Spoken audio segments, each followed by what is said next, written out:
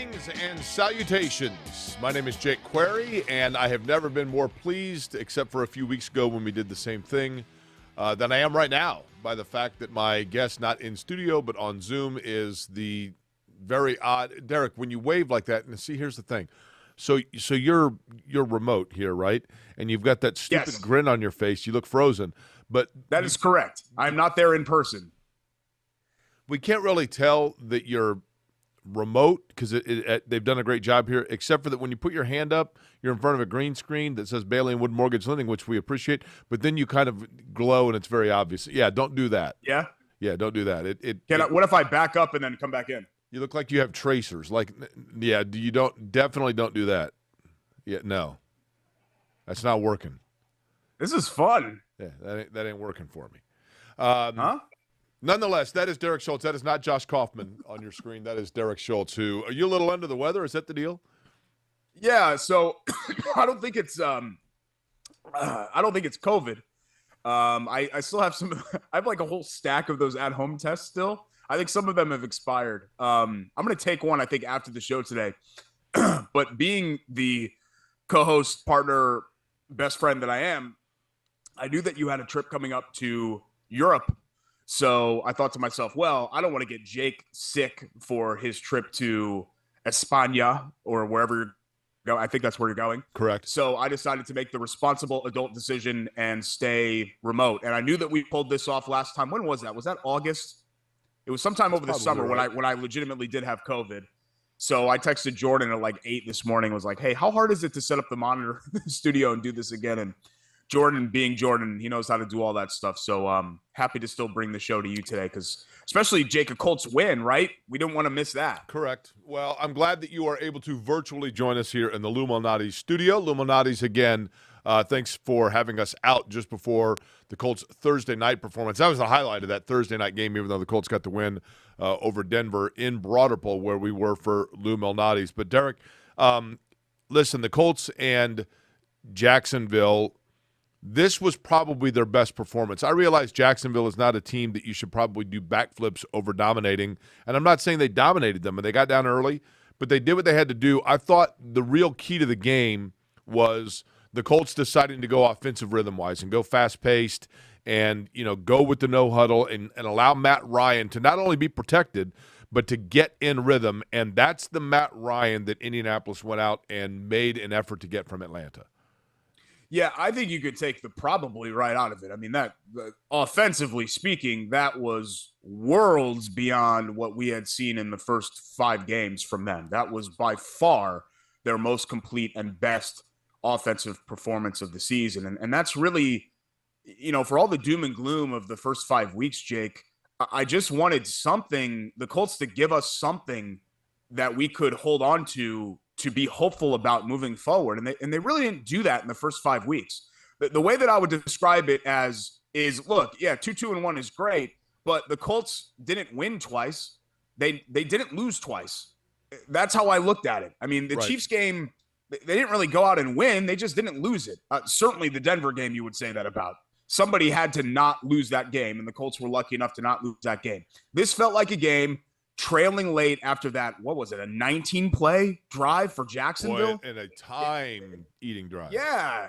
It basically ate up the entire fourth quarter.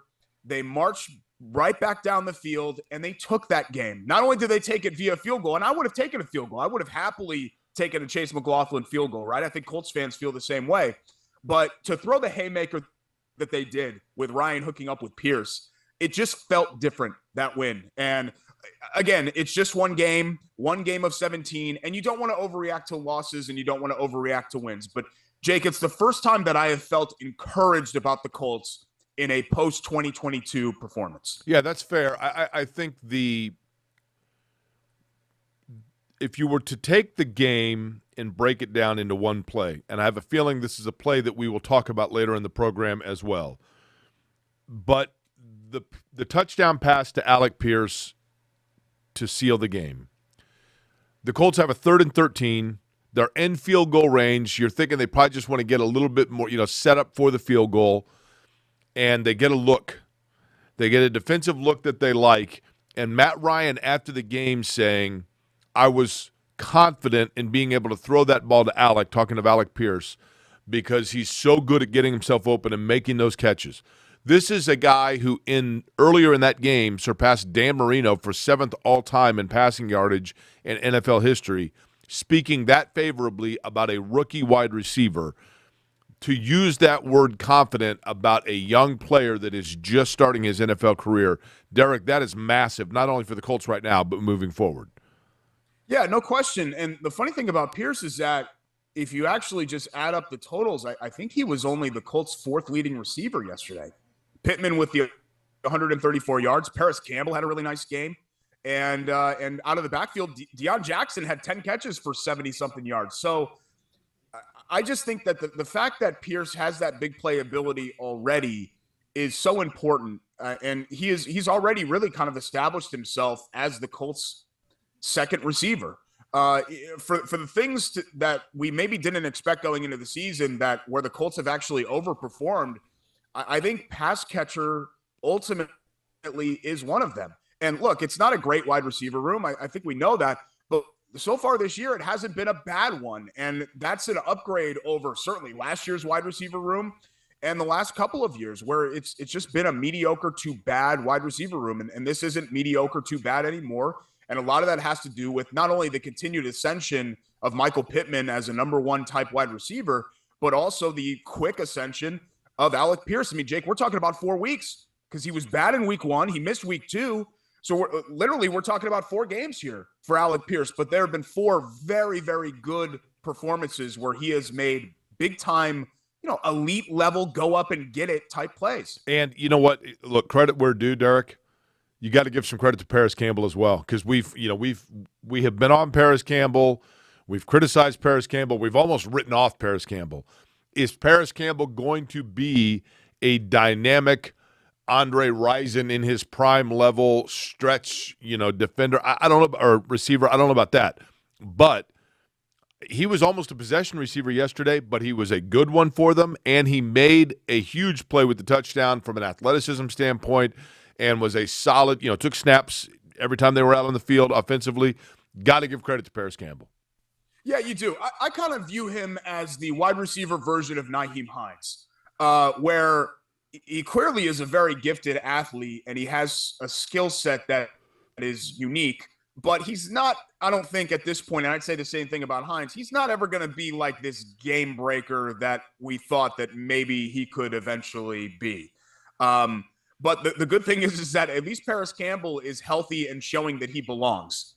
And that's really – my bar of expectations was very low for Paris Campbell. I think we said it on the show. It was like, what was it, like 600 yards I think we put out there. And I think he's at about 200 right around there or flirting with that through 6 games. We're about a third of the way through the season, right? So we're kind of right on track of 600-ish yards, couple of tuds. Touchdowns. I think a wide receiver 3 type player is what you hope for with Campbell, and then I guess you have to make a decision. I'm maybe you know this already. Did they pick up his 5th-year option? Is he under contract for next year? I don't believe so. Okay, so they're going to have to make a decision on what that's going to be. But at least he's contributing to the offense, which is more than I could say for the last couple of years, mostly due to injury. Do me a favor. Don't lift your hands, because when you do that, they glow, and it looks very odd. I mean, you're now, Noah, I wanted to read you a text message, Derek, that I got earlier today. Remember our friend Noah, show listener? Yeah, nobody wants you to do that. I thought we banned Noah from show reading things on the air. I thought we banned Noah. No, this is good. Hey, Jake, it's Noah. Pretty sure I banned him. He says, I'm a few episodes behind, but I heard the little fella, that would be you, by the way, bragging about how his old job helped him get his foot in the door with some of the ladies. Is that true? Okay. Among other things, yeah. Okay. He says, I was just curious if any of those ladies called animal control when they saw his creepy little hairy foot squirming through the door. That's something that I would try to hide from women, and I very rarely ran into an issue with that because it was usually dark, and so, you didn't really have to worry about them seeing your feet, and then when I get up, I try to put my socks right back on right away to make sure. But yeah, that was something that I was very conscious of. The thing is that they love to see everything else. It's just I didn't want to show that part of me. Okay. Like I'm very comfortable in my own skin, and I've always been kind of keenly aware of my own sexiness. And that's something that I've embraced and wanted to trumpet. But the foot thing is a little bit of a weird thing because feet are just gross in general, but particularly my feet are gross. Okay. Sorry, I read Noah's text. What else jumped out at you yesterday about the Colts game? Listen, Kevin this morning on my morning show, and you could probably relate to this, Derek, he got on me a little bit saying, like, look, it's not the time or place to bring this up because the Colts are coming off a win. Maybe that's a fair statement. But are the Colts going to find themselves in a position where they have a decision to make in a good way? I mean, based on their ability to win yesterday, one game does not a trend to make, I get it. But if Jonathan Taylor is going to demand big-time money, are the Colts going to have to take a long, hard look at the hard cap of what they would be willing to pay him? Yeah, I guess what I would say to that is I kind of agree and disagree with Kevin. I'm not trying to cop out on the question.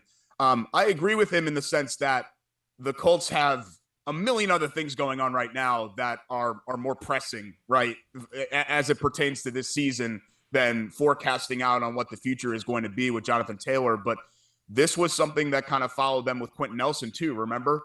And it was always kind of like one of those side topics where you're like, okay, are they going to do this or not? And right. And I think with Nelson, it felt like more of a foregone conclusion that the extension was happening.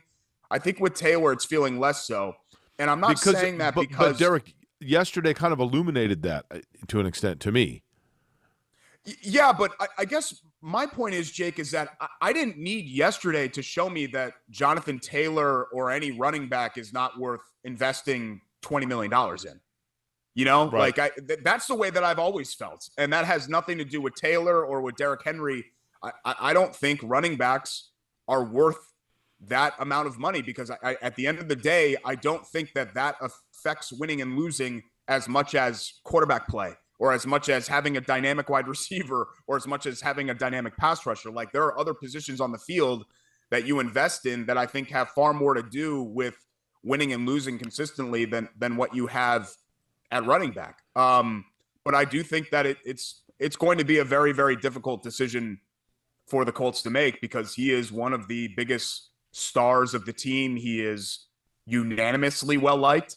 I mean, have you ever heard, you think any fan doesn't like Jonathan Taylor? Right. Seems like a great guy, is a terrific player as well. Hopefully this season gets on track for him because last year was the breakout and this was supposed to be him kind of supplanting himself or cementing himself, I guess is a better word, as the best running back in the league. And so far that hasn't been in the cards in 2022. By the way, can we officially now say that Jelani Woods has passed Mo Alley-Cox?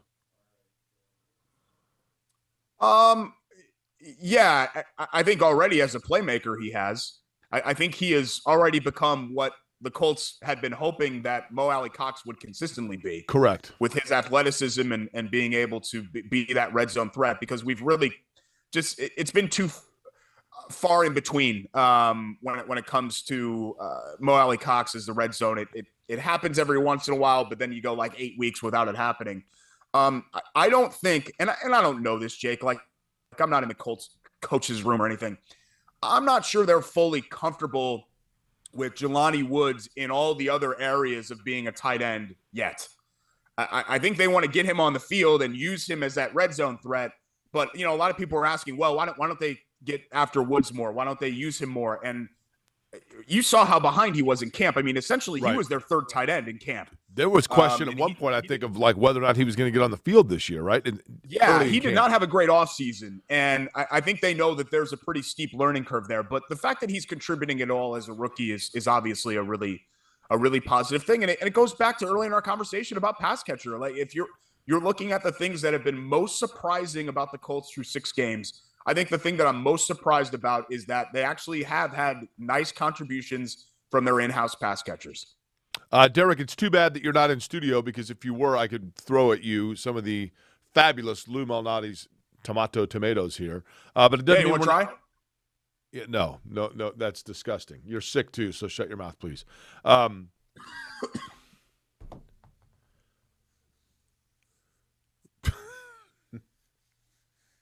I can't do that again because the intake of oxygen.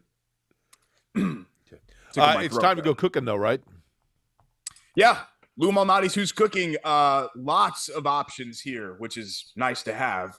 Just like when you open up a menu at your neighborhood. Excellent. 4 Indy location.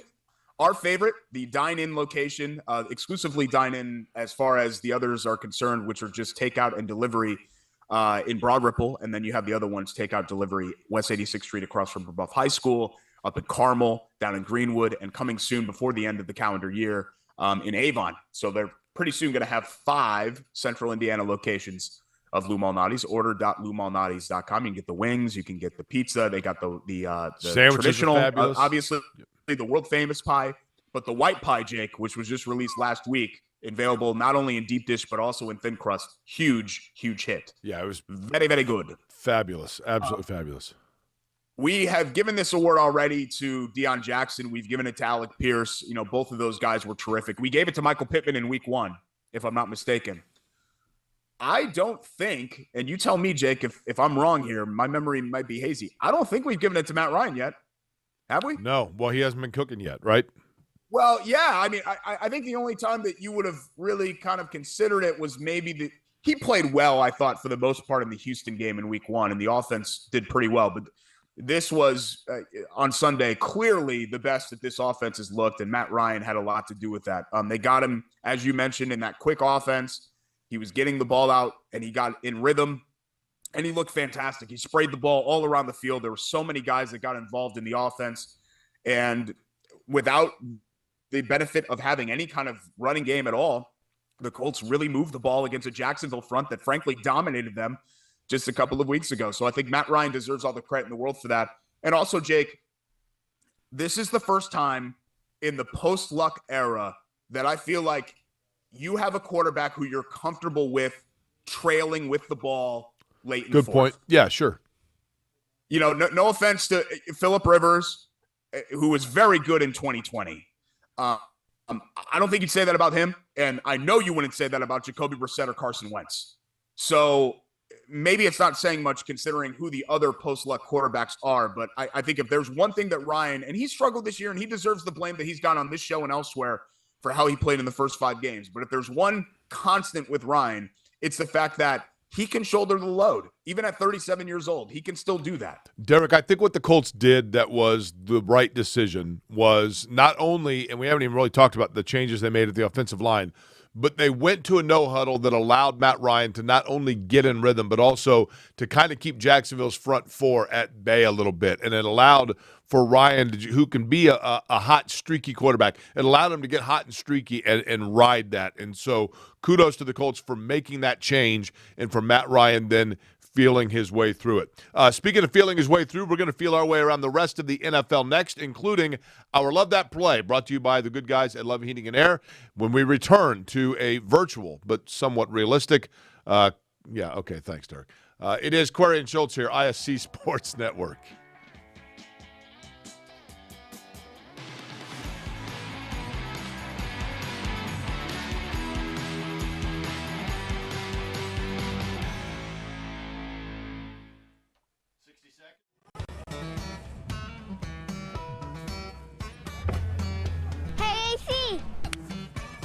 Nice snap. Mortgage is a snap. Duh. Bailey and Wood, a lending hand for Wish TV Sports. Other universities didn't fit into my life. They said I'd have to quit my job to go to school. They said it would take me 4 years to graduate. They said I have to take tests when they tell me to. They said my degree would cost a fortune. But I didn't have to listen to them. Because I have a university that listens to me. Tests on your time, courses on your time, graduate on your time. WGU, the University of You.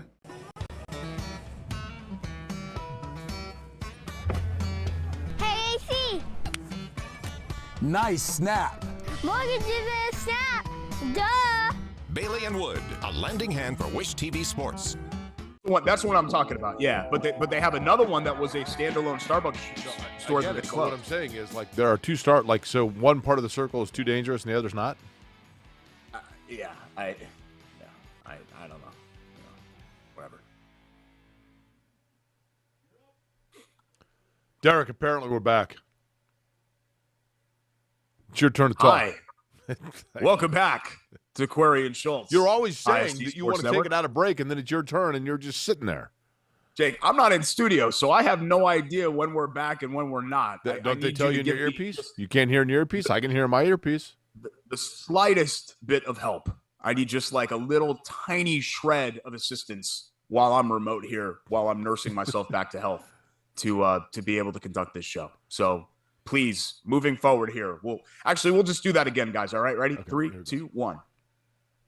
Welcome back to Query and Schultz here on the ISC Sports Network alongside Jake Query. I'm virtual Derek Schultz. Thanks so much for listening to us and watching the show on Comcast 81, perhaps on our YouTube channel, which is growing. We're almost near the monetization part of YouTube. Okay. Didn't you say that you're hoping that we can get 12 into the algorithm? Yeah, what we're trying to do is get to the threshold where we can make 75 cents per show through YouTube. Like that's a nice number. Like $3 a month, don't you think? That's a pretty nice number for us. Now $1.50 each because we have to split that 50-50. But that's what I'm trying to get to on the show. 70-30. I just want to pay for a half hour of downtown parking. That's okay. That's what I'm going for per month. Is what I'm that's hoping not to because accomplish. that's not because you're going to the downtown Starbucks, right? Oh no, of course not. It's so dangerous. Let's talk about the rest of the NFL because this was a really good week for the Colts to win because of how bad a lot of other teams looked. Right. Now, you still have Buffalo, right? They get the better of the Chiefs and in a battle for AFC supremacy. They win 24-20, so they're 5-1 on the year. Eagles stay 6-0. I don't think anybody's talking about the 5-1 Vikings, but Minnesota's sitting there at 5-1. How about the Jets, man? Right How about now, the New York Jets? Yeah, and we'll get to those too. But every team right now in the AFC, Jake, in the AFC North, has at least 3 losses. 8 AFC teams overall have at least 3 losses, and here are the Colts sitting at 3-2-1. It just feels like through 6 games, and there'll be some more separation, but through 6 games, it feels like there's a very tiny amount of elite teams, a tiny amount of truly bad teams, and just a gigantic middle. Right. Like I don't feel like the difference between the 25th best team in the league right now and the 10th best team in the league right now is very wide. I think you're talking about kind of a razor thin margin. Like there are some legitimately, like the Bears are legitimately bad. Like that's a bad football team. The Panthers are bad. The Chiefs and the Bills and some of those other teams like that are really good. But when you've got the Bucs at 3-3, the Rams at 3-3, the Ravens can't close anybody out. My God, the Ravens are up like 14 points. The first time that I checked the score, the Ravens are always up 2 tuds, and they always end up losing. Touchdowns, yeah. I don't know how that keeps happening. They're like last year's Colts or something, where they just can't seem to close out these opponents. So it's been a very interesting and odd start to the NFL season. I'll tell you what jumped out at me about the NFL yesterday, Derek. What do Marcus Mariota, Mitchell Trubisky, Zach Wilson, I believe Kirk Cousins is in this category, Geno Smith, what do they have in common? There are a couple of others that I'm forgetting. Well, when you rattle off the first couple, I was going to say they were number 2 picks because I think the first couple that you mentioned there were, but obviously that wasn't the case with Geno Smith or with Kirk Cousins. All of those names I just mentioned, one as starting, well, in Trubisky's case, he relieved, but for the most part were quarterbacking. All of those were the winning quarterbacks yesterday by throwing under 200 yards. Yeah. That is such an anomaly in today's NFL. Look at the point totals in these games, too. Like Bills and Chiefs, you're expecting to be like a big-time shootout, right? The Bills won that game scoring 24. The Colts beat the Chiefs this year scoring 20. Just feels like offense is – and I don't know what it is because I don't think quarterback play has been poor. The good guys are still good, right? It's just not like it was 10, 15 years ago where if you were playing Peyton Manning in his prime, those Colts, or you're playing like the 07 Patriots, I mean, you had to score like 30, 35 to have a chance. And even that wasn't good enough sometimes. So Again, that's something else that plays into the Colts' favor because as good as they looked yesterday, Jake, I don't think this is ever going to be a great offense. I'm not sure it's going to be a good one. But I think this can be if this can be a middle tier offense and a plus defense, which I think is a reasonable expectation. Like, I think this defense is good. I would agree I with think that. it could be very good. If this offense can just hold up its end of the bargain and be league average, then I think this team certainly can win the AFC South. And then when you get on the dance floor in the playoffs, who knows what happens? There aren't just looking around right now. We're only 6 games in. There doesn't seem to be those world beater teams that are out there. The big thing, Derek, I think yesterday for the Colts is this: the Colts not only get a win, but if you look around at other teams, and I think the Colts are going to win their division, but in the AFC South, may be a one, to use an NCAA tournament term, maybe it's a one-bid league or one bid division, maybe only divisional. But if the Colts don't win the division, which I think they will, but if they don't win the division and they have to enter into the wild card arena, yesterday was a good day for them because Baltimore lost, Miami lost. Yeah. The teams that theoretically they would be vying with are, all yesterday were beaten. And a big reason why the Colts got that win, by the way, takes us to our Love That Play, at least from my standpoint, brought to you by the good guys at Love Heating and Air. Now, keep in mind, for Love Heating and Air Conditioning, been around since 1920. That's over 100 years in business. 317-353-2141 is their telephone number, or love-hvac.com. And how do you last that long? Simple. Great product, knowledge of the product, and commitment to customer service. That's what you get with a fourth-generation family-owned business that treats you like family. Love Heating and Air. You will not go in the wrong direction with Love Heating and Air. I can promise you that. Derek, our favorite play for the weekend, for me, it's obvious, and that's the one we talked about earlier. Colts had it 3rd and 13. They were in field goal range. You felt like they could take a knee or just get the ball to the middle of the field, run the clock down, get a field goal. Matt Ryan sees something he likes. Frank Reich gets in his ear and says, I see it too. Let's go to the rookie. And anytime that you can get a game-securing touchdown pass to your rookie in the final minute, that's got to be our Love That Play. Yeah, it's kind of the blessing and the curse of Frank Reich because as much as people criticize him for being aggressive, there are a lot of NFL coaches that just would have handed off to Deion Jackson and been content to settle for whatever that would have been. I think a 49-yard field goal. From there and taking their chances. And the Colts decided, hey, why not? Let's go for this and see what happens. And obviously it ended up working. So I love that play. I mean, the spirit of Love That Play, I know, is a single play. And that Alec Pierce, Matt Ryan hookup to be the game clincher, certainly that is a great choice and would be my choice as well for Love That Play. But what I actually did this week, just because I wanted to acknowledge these teams, was the New York Pro Football teams, because I think if you really took the last 10 years of the Jets and Giants, so basically the end of the 11 season when the Giants won the Super Bowl here in Indy to now, they had been pretty much a disaster. The Jets the same way once the Mark Sanchez, Rex Ryan experiment sort of crumbled to the ground. Those two franchises, pound for pound, I think have been the 2 worst franchises in the NFL over the last 10 years.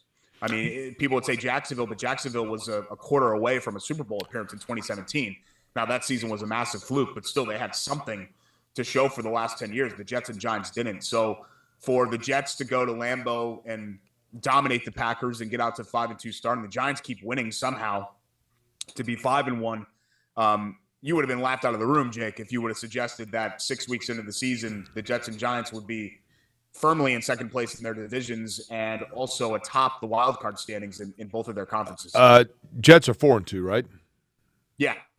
So my thought, and to take nothing, I agree with that. I mean, it's a cool story about the Jets. Certainly Janae Coakley, our friend who covers the Jets, I'm happy to see that she's got something to talk about. But I am curious about this, taking nothing away from the Jets' performance, because I like the way the Jets have been built kind of year by year, trying to get pieces. But what is going on with Aaron Rodgers? It feels to me like Aaron Rodgers is the classic case, massively talented guy, but has he just kind of worn it out around him? Something just seems flat in Green Bay. And it just seems like Aaron Rodgers is always surrounded by drama. Yeah, we kind of talked about that last week. I'll be honest with you, Jake. The Packers and really kind of the NFC in general, I don't pay as much attention to, because when you're listing the teams that have something to do with the Colts. The Packers really don't, right? Like Right. those teams very rarely kind of cross streams. I'm like everybody else. Like if there's a 4:00 featured game or a primetime game and the Packers are playing, or one of those, the Cowboys, one of those prominent franchises, I'm probably watching.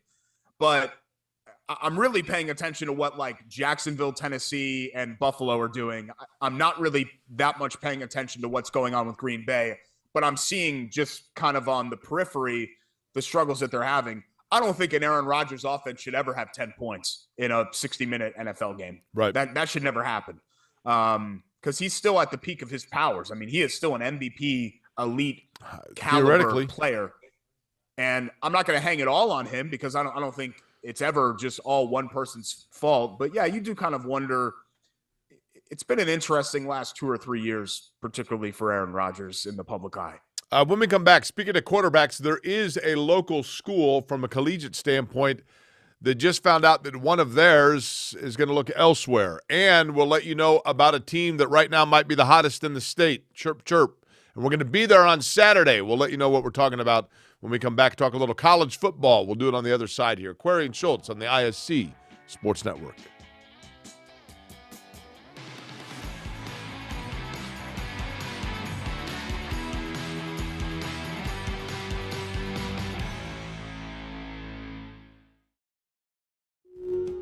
Hey, I'm Jeff Saturday, and my favorite thing when I was a professional football player was Indiana. The Hoosier State always made me feel like family. That's why I trust Indiana's hometown mortgage lender, Bailey & Wood. This family-owned company not only gives back to the communities they serve, but also with their 5-star customer service, they can close on your dream home in days, not weeks. So remember, Indiana, you can always get your mortgages at a snap with Bailey & Wood. Hey, Jeff, how does this look? Yay! Not bad, bud, but let's stick to mortgages.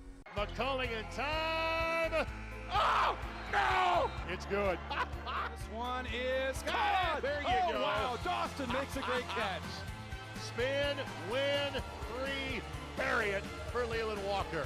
Tie the game they do with the dunk by Malik Edmonds. What a play. Oh, my goodness. I feel a little momentum starting to fall Ellen's way. Wrestler! Wrestler! Whoa! Welcome back to Query and Schultz on the ISC, easier for me to say, Sports Network. My name is Jake Query. That is Derek Schultz, who joins us virtually here this week. Yeah, okay, thanks, Derek. Listen, we were talking about the Colts. We've talked a lot about the NFL, but let's segue, Derek, into college football. And I'm going to begin with Indiana, who found out today that Jack Tuttle, who was a promising transfer for them from Utah, and has been a good player for them, but obviously lost the starting quarterback position. He has announced that he will enter the transfer portal. Strangely, I shouldn't say strangely, but I guess fairly unprecedented of, hey, I'm going to enter the transfer portal, but at the end of the year, I'm going to play out this year and then transfer because I love these guys and I want to finish the season, okay? I get it. He wants to be able to go and get some playing time before the season or before his career comes to an end. But Indiana now, Derek, listen, I've said it before and I'm going to say it again. He's a really nice guy, and I think everybody would like to see him do well. I don't dispute that he's a wonderful, probably coordinator-type coach. Tom Allen ain't it. And Indiana's kind of stuck with him because, as Indiana does, they take one little glimpse of hope in football and they just go ahead and clear out, here you go, here's everything, don't leave us. And they're kind of ironclad with him at this point in terms of his buyout. And I'm not saying that Indiana necessarily is at the point where Indiana fans are ready to just immediately make that move, but it ain't going to get any better. And are they going to be bowl eligible this year? They're up against it now. Yeah, Indiana, to me, I know they play a 12-game schedule. I essentially judge Indiana on 8 or 9 games. And in those 8 or 9 games, you have to find a way to go 6-3 or 6-2, which is awfully difficult to do. And they've already added now 2 losses in those. Indiana can actually win these games, right? Losing to Maryland and also, of course, Derek, losing to Nebraska. Here's the thing. They had Maryland. They're at home. They're playing Maryland. Maryland's okay. I mean, they're not great. They're not terrible. But they were a 10-point dog, but yeah. Yeah, I mean, but Indiana has the game within reach. And I'm sorry, Indiana was I'm hesitant to say this because I like Tom Allen. I know he's a good person. I know he's a good football guy. And I know he is well-liked locally and has a lot of connections here. I understand and respect all of that. They didn't look well coached.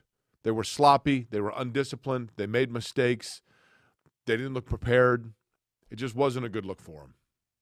Yeah, and I think you just get feelings after a while, and it just feels like this thing sort of is what it is. We had talked about it in the beginning of the season, Jake. While fully understanding where Indiana is, I think it's just very difficult if this season, they've got Rutgers next week, which is kind of a coin flip game. The Purdue game is feeling more and more out of reach by every week. That is starting to not look like a winnable game for Indiana any longer. Michigan State, yeah, they're going to be probably what they were against Maryland. They're probably going to be a 9 or 10 point dog against Michigan State. So you're staring a 3-9, 4-8 season in the face. And it's awfully difficult to preach progress when you follow up 2-10 with 3-9, 4-8. Right. In year 5 and year 6, you're going, what would that be overall? 5-19, 6-18. You're losing 3/4 of your games. That's not much to show for recruits, for fans, for anything. If there is a good thing about the Tom Allen era, it's that it is revealed that the fan support is there. The fans, Indiana football and Indiana University athletics fans, they want to sit in the stands. They don't want to stay in the tailgating lots. They want to see good football, and they're going to show out for good football. But you have to hold up your end of the bargain. So I thought bowl eligibility this year was going to be a reach. I mean, Jake, at the end of the day, this was a team that had an over-under season win total of 4. Right. So, I thought that was so low. This is what they're supposed to be. No, you're right. By the way, the virtual, when you lean in too close in your glasses, it magnifies your. You look kind of like you look like Harry Carey a little bit. Yeah, like that. No, that's okay. That's good. Now you look like Tom Green. That's the best you've ever looked. Okay. Purdue, we just mentioned Purdue. Here they are right on the cusp. Derek, the Big Ten West don't look now, but can you imagine if Purdue had managed to get that win against Penn State to start the year, which was within grasp? Yeah. But Purdue and Illinois right there in the Big Ten West. Illinois, it's amazing. Illinois lost to Indiana. But here they are. Things are starting to shape up for the Boilermakers.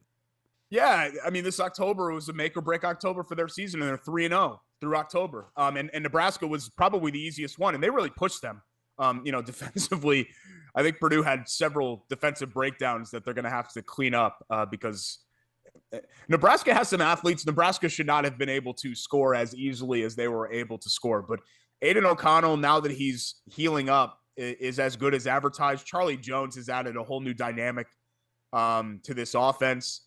How about Devin Maccabee and at running back, right? Yeah. What a great story that he's been. Purdue can actually run the ball, which is the first time that we've been able to say that in a couple of years. So, look, they're at Wisconsin, and any Purdue fan knows the recent history against Wisconsin. They've lost, I think, 15 straight to them. I believe the last Purdue win against Wisconsin was in 2003. So Wisconsin is not a good football team this year, and they've got an interim coach, right? They're a program that is in transition, but you still have all of those things weighing on the Purdue fan base, and it's still a fan base that is waiting for the other shoe to drop. So I don't think Purdue is in the clear, at least not yet. But if they can get out of that Wisconsin game, you're looking at the battle for that little tiny toy cannon against Illinois, deciding the Big Ten West, which is insane to think about. Right. Like nobody, I think some people had expectations that Purdue maybe could get to like 9 wins this year. So Purdue isn't overperforming to the part of, getting laughed out of the room. But Illinois, Jake, no one could have imagined, especially after they lost to Indiana in week 1, that Illinois was going to have the season that they were going to have. So again, the best thing that you could say about Purdue is that they can beat anybody that is left on their schedule. I think the counter argument to that is that they could also probably lose you're not to shocked if they lose essentially any of anybody those. that's left on their schedule. Right. Now, let's go to what we're going to be doing on Saturday, which I'm excited about. Can we officially invite what's happening, Todd, right now? I have not actually asked for clearance on that, but let's just go ahead and do it. Let's just ask and apologize later. Okay. A wise person told me that once. What's that? A wise person told me, do it and then apologize later. Was that me? Yes. Yeah, thanks. What were we talking about then? I don't remember, actually, now that I think Okay. about it.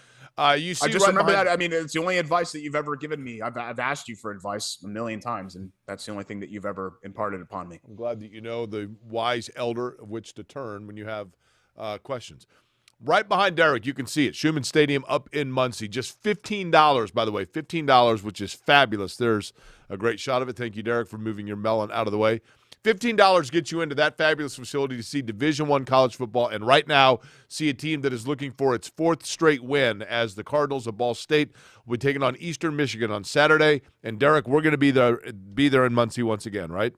Yeah, can't wait. Since we've gone, Jake, Ball State hasn't lost. And remember we talked about closing with head coach Mike New. They had a couple of struggles with that early in the season, including a loss, I think, to was it Western Michigan? Sometimes I get the directional Michigans messed up. I believe it was Western Michigan, and then also to Georgia Southern. They held fourth quarter leads and lost. Last 3 games, they have trailed in the fourth quarter in all 3. They've come from behind to win all 3. Pretty Trailed awesome, UConn in right? the fourth quarter, won that game, trailed at Central, won that game. Northern Illinois, they were down 21 donut, came all the way back. That's and won that game. So a really big one against Eastern Michigan, and they're edging closer, Jake, again to bowl eligibility, which is, I think if you're a program like Ball State, that's a good place to be, where you are threatening to make bowls every single year and be in the mix for the MAC West Championship. You use that term a lot, 21 donut. I mean, donuts come in various shapes and sizes. We know this, right? I mean, you got square donuts. Come in shapes and sizes? Yeah, you got square donuts, you got tiger tails, you got bear claws. There's all kinds of different donuts. Yeah, it sounds better than 21 bagel. Right? I mean, 21 bagel. Just 21 zip. 21 nothing. 21 zip and 21 nothing is too dated. It's not hip enough. And we're trying to hip up the show. So you look 21 like donut. My buddy Mike Byron told me that he agrees with you that my Seinfeld references are too dated, but your glasses look like the rabbi. My glasses look like? The rabbi in Seinfeld. Is it because of the reflection off this lamp? I have this lamp down here. Can you see the lamp? Is that what's causing the problem? It's actually the best you've looked all day, just so you know.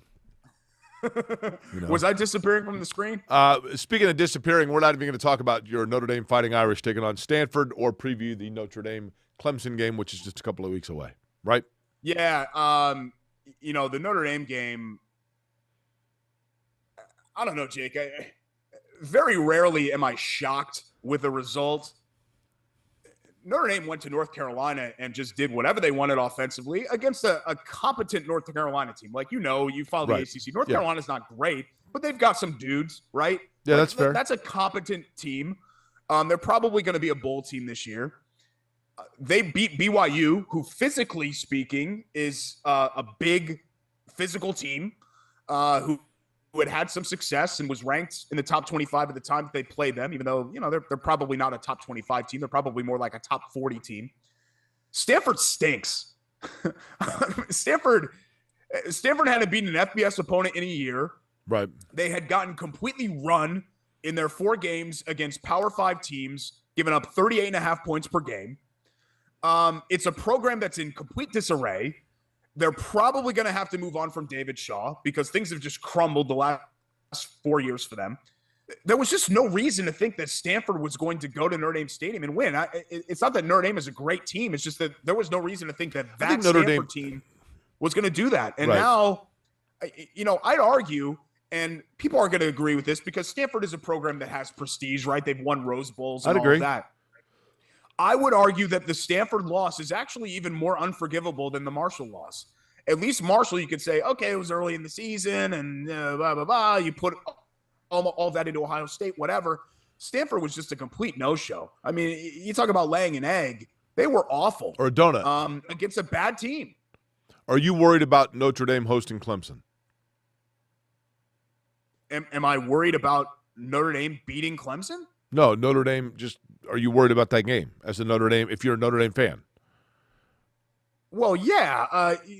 I think you're at the point now. I'm not even sure what to expect Notre Dame to be. Because I went from thinking after the first 3 games. I mean, they could beat Clemson, right? Against Cal. I thought that was maybe like a 6-win team. And then after they beat BYU, I thought, okay, maybe this is like an 8-win team. And now I'm thinking, I don't know, maybe this is a 5-win team. They still have Syracuse left. They've got USC left. They've got Clemson left. There's 3 right there. That puts you at 6-6. Right. And that's if you run the table in the other games. Now they've got some patsies. They've got UNLV and Navy and teams that they should take care of. But this looks like, Jake, regardless of how it shakes out, it's very hard to see a realistic scenario where season 1 is a success for Marcus Freeman. Does Notre Dame play anybody from the state of Pennsylvania? I don't believe they do, right? They don't play Pitt. They don't play Penn State. They don't play Duquesne. Historically, they've played Pitt a lot, but yeah, right. No, not they don't this play year. Temple. But if they did and they wanted to be hospitable, they could always go to Hoagies and Hops and load up on food because it would literally they would think they're right there in Philly. That's right. Instead of delicious Sammys today, hoagies, we usually feature a hoagie of the week. I have a bunch of sides. So here, I'll show them all. And you've brought none of them here. Sorry, I'm sick. Nan's potato salad. Delicious. I've already dug into this a little bit during the commercial breaks. I'm sorry about that. But family recipe. And Christina's actually doing a fundraiser involving Nan's potato salad. Can you wait until you're done eating to talk? It's disgusting. Charitable cause. I have the Peppadew pepper shooters. Oh, wait, here. Wait. There we go. Right there. Delicious. Little prosciutto in there. The sweet, the salty, the hot. It's like there's a party in my mouth, and everybody is invited. Derek. We have the hummus, homemade, in-house. At least delicious. that you don't have to chew. That's good. Oh, you brought some Schultz garden carrots here. Really good. Like red peppery, just real like earthy tones on your taste buds. Listen, Derek, nothing against Hoagie and Hops because I know it's all awesome and it's outstanding, but the vision and the sound of you eating is disgusting. Just so you know. The food is not. Are you guys picking that up on the mic? I just want you to know how delicious it was. And then you have the red beet pickled eggs. Special family recipe for the red beet pickled eggs. Very good. My mom loves beets. Yeah, so does my mom. Like the biggest beet fan in the world. So does my mom. And she loves hard-boiled eggs. So those fit perfectly. Are your mom and my mom the only people that hear beets and don't think of Dr. Dre? Hold on, I'm chewing. Hold on. All these sides available at Hoagies and Hops. So you get your delicious Sam, right? You get Hog Island sandwich, yes. You get a Marcus Street. You get the very best cheesesteak. Zerns, pit twist, whatever you're getting. Grab one of these delicious sides as well, and you won't be disappointed. All this stuff is made from scratch in-house. Delicious. Okay. We're going to let Derek continue to enjoy the delicacies of Hoagie and Hops. And why not, Derek? Hoagie and Hops, again, located where? Don't pick your teeth. Oh, I got some pickled egg. There we go. All right, we'll get that in post. 3, 2, 1.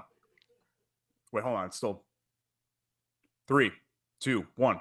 42nd and Boulevard, Jake, for our friends at Hoagies and Hops. Also, you can order online, hoagiesandhops.com.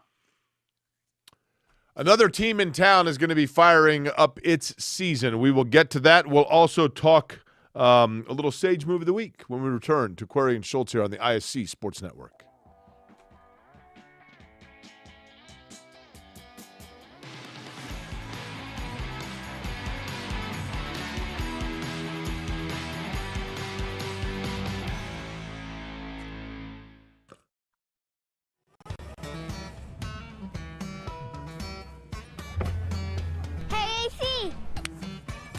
Nice snap. Mortgage is a snap. Duh. Bailey and Wood, a lending hand for Wish TV Sports. Other universities didn't fit into my life. They said I'd have to quit my job to go to school. They said it would take me 4 years to graduate. They said I have to take tests when they tell me to. They said my degree would cost a fortune. But I didn't have to listen to them. Because I have a university that listens to me. Tests on your time, courses on your time, graduate on your time. WGU, the University of You.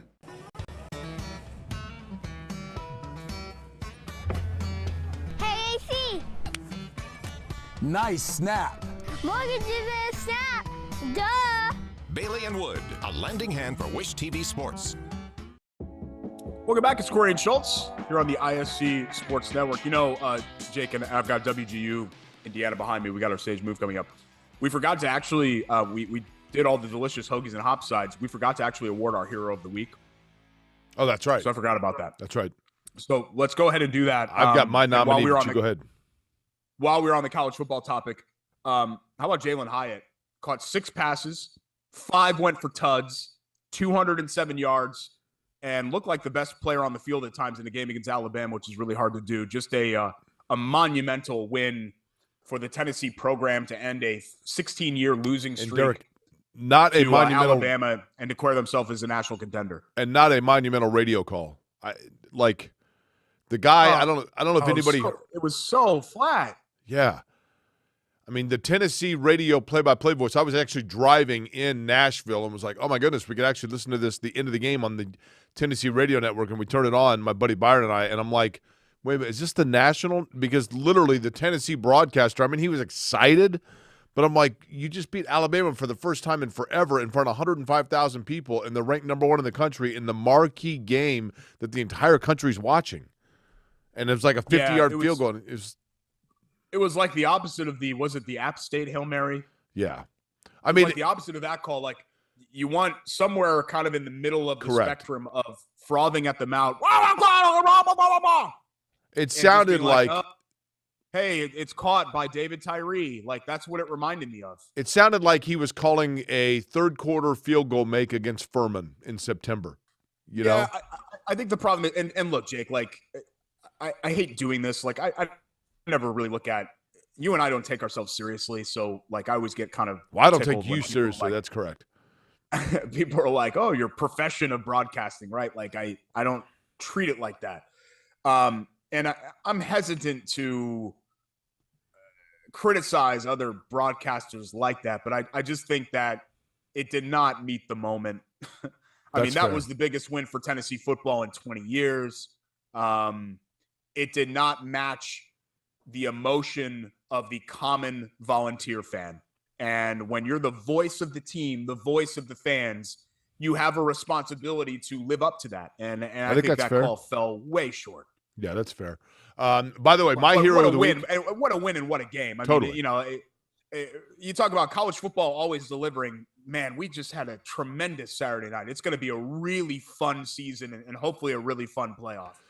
My hero of the week, by the way, you know, obviously, you know, you mentioned the Tennessee game, and that's pretty hard to top, right? The Colts game, you could go with Alec Pierce. But I'm going to go back to the Colts game, and I'm going to go with a guy who kind of wondered why his name had never been mentioned and his number had never been called, and then they finally put him in.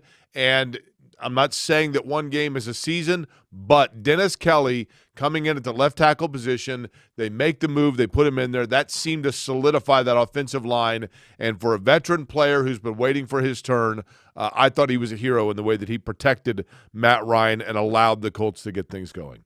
I think it was two-pronged, right? It was the offensive line playing better, and then it was the decision to go to the lightning quick passing attack and just let's just get the ball out and not even try to mess with this, mess with giving them 4 or 5 seconds. So I think it was both of those things. But yeah, Jake, you need guys that know what they're doing on that line. And I think there's something, you know, Dennis Kelly brings 10 years of experience to the line. You know, Danny Pinter doesn't have that. Matt Pryor doesn't have that. Bernard Raymond doesn't have that, right? So I think that was a a change that needed to be made. Maybe that's what this line needed, was the veteran presence of a guy like Dennis Kelly. Along with Kelly being the hero of the week and making that move to the line and getting the no huddle going and getting in rhythm and changing up things for the Colts offense to not only keep Jacksonville's defense at bay like we talked about, but also to allow for Paris Campbell and Alec Pierce to get involved with Michael Pittman carrying them with the lack of Jonathan Taylor in the backfield. I think making that move offensively and making that change at the line, Derek, absolutely would qualify for our next segment, which, by the way, is brought to you by WGU Indiana, which you see right behind Derek's huge melon. You can see the WGU logo. Thank you very much, Derek. WGU Indiana is Indiana's largest online accredited university. Whether you are, you might be one of the Hoosiers in the state of Indiana, 700,000 Hoosiers that have college credits but have not finished that degree, or you might be thinking to yourself, I'd like to get a certification at work, or I'd like to go ahead and for the first time venture into education beyond my high school years. That's where WGU Indiana comes in for you, because it's not only Indiana's largest accredited online university with a variety of options, academically speaking, but allows you to work on your time and your schedule, which is absolutely fabulous. WGU.edu/Indiana. Derek, I would go with, for my Sage move of the week, the Colts move of going to that higher rhythm, no huddle offense for Matt Ryan. Yeah, that's a great choice. Because I wanted to try to include other sports and not just make it about the Colts, I actually chose MLB playoff expansion, which is something that I'm against, was and still am against. But clearly, the way that the results and the entertainment value have played out, it's been a lot of fun. It's been fun to see the third best team in the NL East, the Phillies, get hot. It's been fun to see the Padres upend the 100 and whatever win Dodgers after upending the 101 win Mets.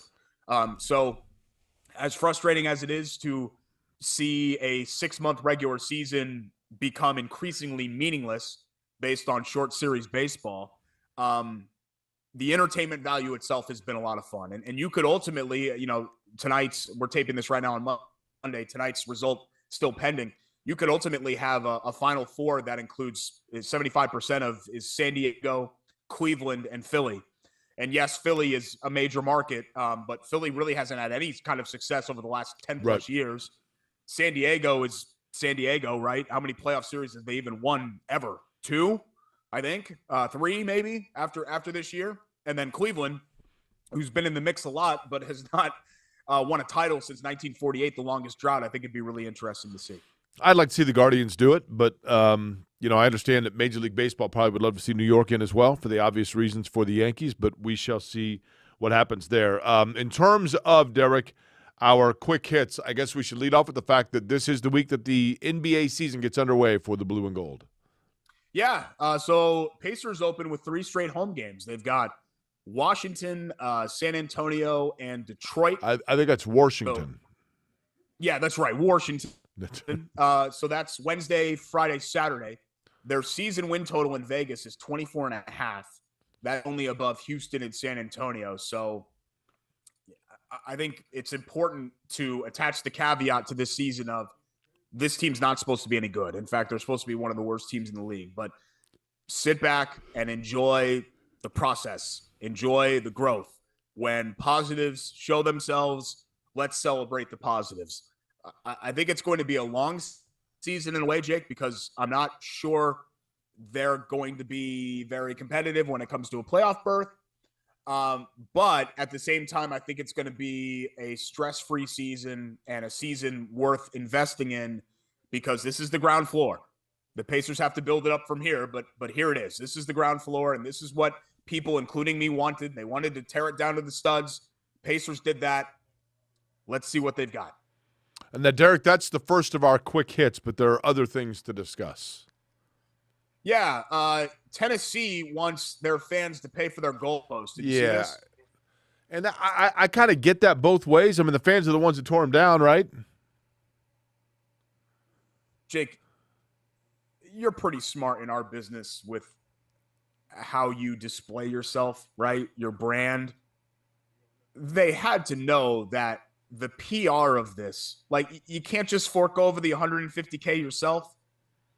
You're going to have everybody make fun of you after your program's biggest win in 20 years. My feeling is the better play here for Tennessee would have been to say, hey, guess what? We put you through hell the last 2 decades. You guys wanted to tear on the goalposts and throw them in the river. Good for you. You know what? We're going to eat that tab. We're going to eat the $150K because you guys deserve that. You guys deserve that catharsis of ripping up the goalposts and carrying them down to the river. Like Right. that's the better PR play to me. I mean, they've got a $1 billion whatever endowment. How much does Peyton Manning give them alone, that athletic department? Certainly he donates at least $150K a year, right? You think so? Like you couldn't call up one of your donors and be like, hey, write us a check right now for the goalposts. We'll make a joke about this. We'll even say that, hey, see you guys rip this up to celebrate. Guess who's in on the celebration? Peyton Manning just wrote us a check for $150K. Like, Right. how hard would that be? Right. That's fair. I don't know. Like, you know how I feel about this, Jake. Like, the idea that these athletic departments or, corporations need to be made whole for stuff like this is I really bristle at that, considering the amount of money that they have funneling in there. Derek, I would like this. Go ahead. Sorry, I was going to move on to quick hit number 3. Did you have something else to say? I was going to say I went tailgating this week, speaking of college football in the SEC, at Ole Miss.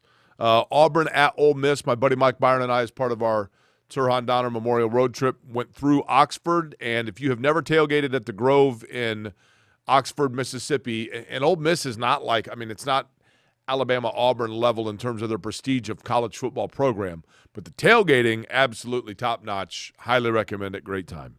Great time. No goalposts coming down. Dudes in polo shirts and the same haircut. Pretty much. That's what I picture. I picture an Ole Miss tailgate as a bunch of guys in that kind of like that pastel blue that they have. Yes, that's correct. Colored polo shirts, khaki shorts, and shoes. And the little feathered hair over the top type deal. Yeah. I think you're right. Clearly, a lot of girls in Ole Miss sundresses and lacks, cowboy boots. Ole Miss is nowhere close to the prestige of Alabama or Tennessee or the true SEC powers, but there's no question that football is king there. No doubt. And I think that's kind of what you feel. I've never been to Oxford or been to a tailgate, obviously, but I'm assuming that's kind of what you felt there, that you had no question where everybody in Mississippi was going to be on a football Saturday afternoon. That's exactly right. Quick hit number 3. Yeah, you'll like this one. A big anniversary for something related to Indianapolis just happened last week, and I did not actually realize that until this morning. What year? 40th. So we're talking 40th anniversary of something significant. Okay, October of 1982. Yes. And I know that you would have been like 10 years old, but you would have somewhat witnessed, I guess, this moment. Was it a single moment, or was it like a series of events? Something began that is still around 40 years later. So my first guess would have been the National Sports Festival, but that would have been the summer of 82. My second guess would be... How about this? Something was opened, and it is still open. And it's sports related. You have to hit. It's Indianapolis related. It is not. It has something to do with downtown. It is not sports related. Sorry, I should have specified that. Every time you drive into the city, you see it. The One America AUL building. Yeah, October 14th, 1982. So it celebrated its 40-year anniversary on Friday. And the signboards we know about outside the tower usually have some dad joke on there. I know, Jake, you've made the joke before because that's usually your level of humor. The AUL building, as it was originally known, was the tallest building in the Indy skyline for almost a decade. Salesforce Tower ended up taking that over. I guess it would have been the Bank One Tower when it first opened, right, in 1990. I remember, Derek, like it was yesterday, my sister's friend John Holtz coming over to my parents' house, and his dad or somebody he knew was an architect, and he had the blueprints. He's like, look at this. This building is going to be 33 stories tall. Whoa. Blew our minds, man. Yeah. 40 years ago, man. That's amazing. Absolutely I mean, amazing. was there a skyline before that? What would even have been the tallest building? The Indiana Regents Tower or something? The Indiana National Bank building, Okay. which is now the Regions Bank building. And City County building? The Riley Towers and the City County building. So that was it, right? Go to YouTube and watch the opening to One Day at a Time from 1980, and you'll see an aerial of our fabulous downtown from that era. We come back. It is time for Buy It or Bull Schultz. That is correct. Brought to you by Chateau Kitchens. By the way, I want to thank all of our sponsors here. WGU Indiana, Bailey and Wood. We have our presenting sponsor, Bailey and Wood, who we are always so proud to represent. Chateau Kitchens, Hoagie and Hops, obviously.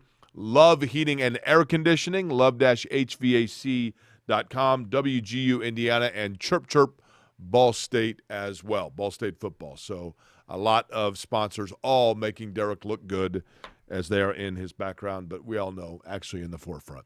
Buy It or Bull Schultz is next.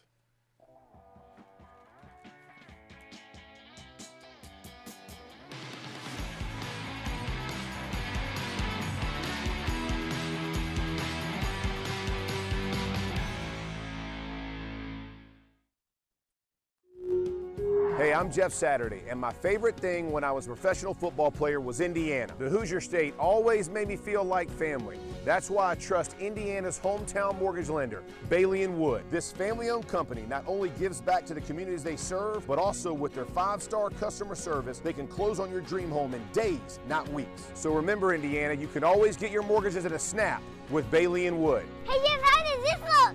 Yay! Not bad, bud, but let's stick to mortgages. Other universities didn't fit into my life. They said I'd have to quit my job to go to school. They said it would take me 4 years to graduate. They said I have to take tests when they tell me to. They said my degree would cost a fortune. But I didn't have to listen to them. Because I have a university that listens to me. Tests on your time, courses on your time, graduate on your time. WGU, the University It's like the of New You. Hampshire of the South. Hey, Derek, we're back on. You're eating and you're talking and you can't hear because you're remote. I didn't hear a countdown. Well, you I'll can't get hear my own anything. countdown, You're right? not paying attention. You're eating, I you're mean, talking. the hummus. You're talking You guys about hear us talking about Ole Miss? Did that make the air? Yeah, you're talking about how Ole Miss is the New Hampshire of the South? Yeah.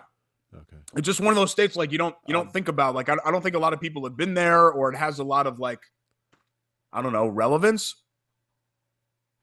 Am I wrong? Oxford's beautiful, I will say. Oxford. Oh, I'm Mississippi's sure it's beautiful. gorgeous. Yeah, all that. But yeah, I don't know. 3, 2, 1.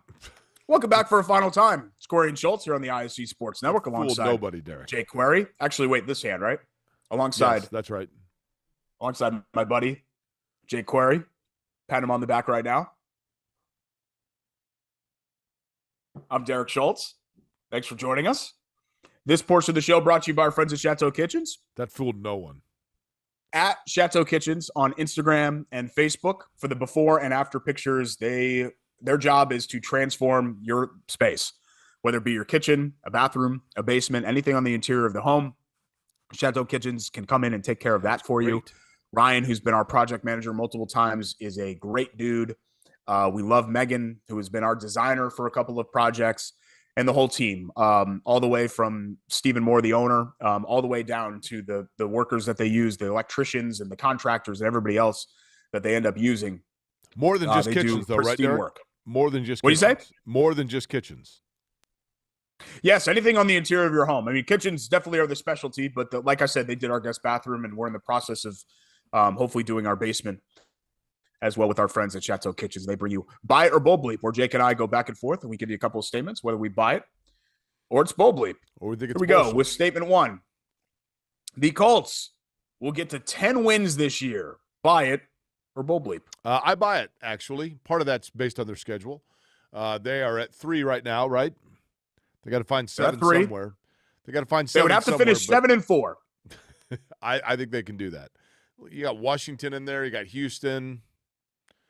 This schedule has really lightened up, it feels like. After Nashville, you've got Washington at home, at the Patriots, at the Raiders. The Steelers don't look like a very good team. You still have to play Philly. You got to go at Dallas. You got to go at Minnesota. You got the Chargers. There's a stretch there where they've got the Eagles, Cowboys, Vikings, Chargers, and Giants in a 6-game stretch, which is going to be difficult. Hard to believe the Giants are a tough game. I'm going to say Bo Bleep. I don't think it's out of the question that they could get there, but Jake, I'm going to need to see this for more than one game. You know, they've played 6 games. The offenses look competent in one game. So I need to see that before I buy in. But I think if the Colts could find a way to get to, what would it be 9-7-1? I think that might be good enough to win the AFC South. Am I crazy? No, I think that's a fair statement. I think 9-7-1 could win the AFC South. Okay. Would you like my buy it or Bull Schultz submission for you? Sure. Buy it or Bull Schultz. Indiana will be entering the bucket game with bowl eligibility still in play. No, Bull Bleep. I think, gun to my head, the over-under on wins for Indiana the rest of the year is 0.5. Wow. I think this is either going to be a 4-8 team or a 3-9 team. You've got a couple of games that you absolutely won't win. Obviously, you won't beat Ohio State. I'm starting to think that the bucket game is too far gone. I know that game has been weird in the past, and they are in Bloomington, if I'm not mistaken, for that, correct? I think that's right. I think they are. Yeah. And they got to go at East Lansing. They've got at Rutgers. Is Rutgers not earned the S for you yet? I don't think it's happened. It's Rutgers. Well, their men's basketball team has. Their football team hasn't really. The problem is that Rutgers beat IU 38-3 last year. And they beat, I think Rutgers beat Purdue in their last meeting too. So Rutgers has 2 wins in their last 2 games against Indiana and Purdue. So maybe we shouldn't be making fun of Rutgers. All right, your buy it or Bull Schultz statement next. Statement number 3. By the way, did you buy that for bowl eligibility? You think they're going to be 5-6 going into that game? I do. I don't know where they're going to come from, but they'll get 2 of them. Yeah, I mean, where are they? I'm just telling you. You think they're going to beat Rutgers and Michigan State? I guess. I got faith in Elio. I'm just telling you. Like they're not beating Penn State. They're not beating Ohio State. I don't think. LeBron and the Lakers will miss the playoff field again. Buy it or Bull Bleep? Yeah, I buy that because the West is stacked. They'd probably be a 5 seed in the East, but the West is stacked. I said playoff field because I meant, the top 8. Like I'm not talking about the play-in round. Yeah. They have the 7th best win total odds in the West. And there are a couple of teams that you would definitively put in front of them. Obviously, like Golden State, Phoenix, the Clippers, teams like that. They haven't made big changes. They brought on Pat Beverly. It's mostly the same core. We'll see what happens here with Russ. Who the hell knows what's going to happen there?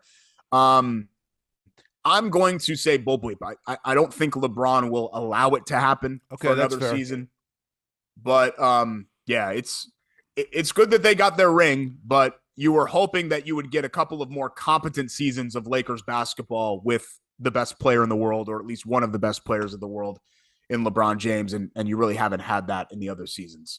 That's fair.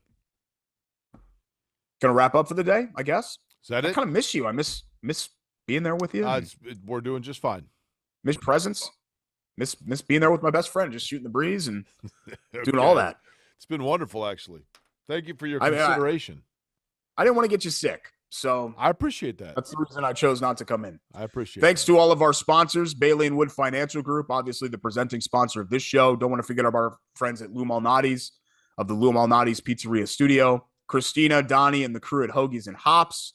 Steven and everyone else at Chateau Kitchens and at Chateau Kitchens on social media. The Love Brothers, Love HVAC. Been around since 1920. They're going to take care of you at 353-2141. Ball State, where we'll be Saturday before their game against Eastern Michigan, a special edition of Q&S from 12 to 2.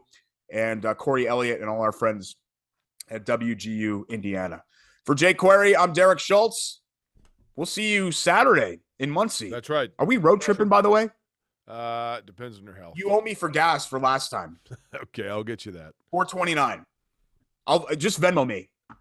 Actually, we should talk about this off there. This is probably not appropriate. It's Query and Schultz. Have a great week, guys. Bye.